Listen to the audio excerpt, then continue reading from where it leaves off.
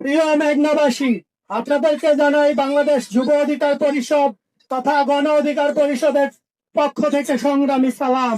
আসসালামু আলাইকুম। প্রিয় মেঘনাবাসী, আমরা এখানে কেন উপস্থিত হয়েছি জানেন?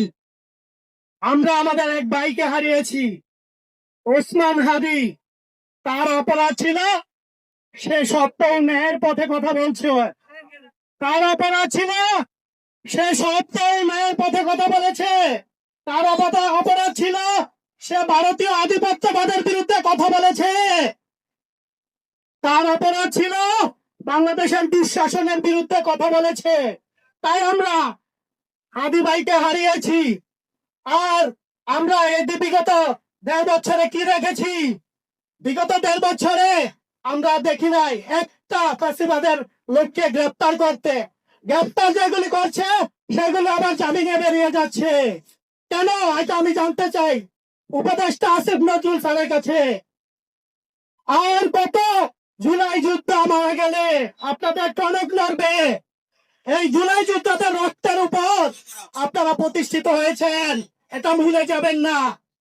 আপনারা জানেন গত 3 মাস আগে গণ অধিকার পরিষদের সভাপতি ডাকসুর সাবেক ডিটি নুরুল হক নূর ও গণ অধিকার পরিষদ ছাত্র অধিকার পরিষদের নেতা কর্মীদের উপর হামলা হয়েছে, কিন্তু এখনো আমরা সেটার বিচার দেখি নাই।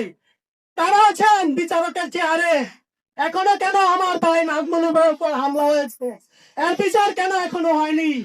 যদি আজকে হাদি হত্যা বিচার হতে হয়, আগে তো নূর ভাইয়ের উপর আক্রমণকারীদের বিচার করা উচিত ছিল।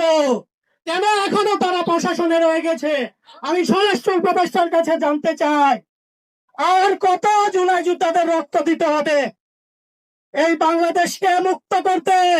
তারা তো চাইছে একটি উদার গণতান্ত্রিক বাংলাদেশ। বাংলাদেশের মানুষকে মুক্ত করতে এসেছিল এই হাদিরা, কিন্তু কেন তাদের জীবন দিতে হবে? আমি একটি দলের উদ্দেশ্যে পরিষ্কার বার্তা দিতে চাই, আপনারা ডক্টর ইউনূসের চারপাশ আটকে রেখেছেন, আপনারা সাবধান হয়ে যান। আর না হলে এই আওয়ামী লীগের মতো আপনাদেরও বিতাড়িত করা হবে এই বাংলাদেশ থেকে, এটা মনে রাখবেন। আপনারা জানেন কেন ডক্টর ইউনূস সব ক্ষেত্রে সফল, আইন শৃঙ্খলা রক্ষা ক্ষেত্রে সফল হতে পারেনি? কেন সেনাবাহিনী মাঠ পর্যায়ে থেকেও আমার জুলাই যুদ্ধ ভাইয়েরা অনিরাপদ বোধ করছে? কেন তাদের জীবন হুমকির উপরে দাঁড়িয়েছে? এদের নিরাপত্তা কবে দিবেন? আর পিছনে যেগুলো হত্যা হয়েছে এই বিচারের নামে প্রহসন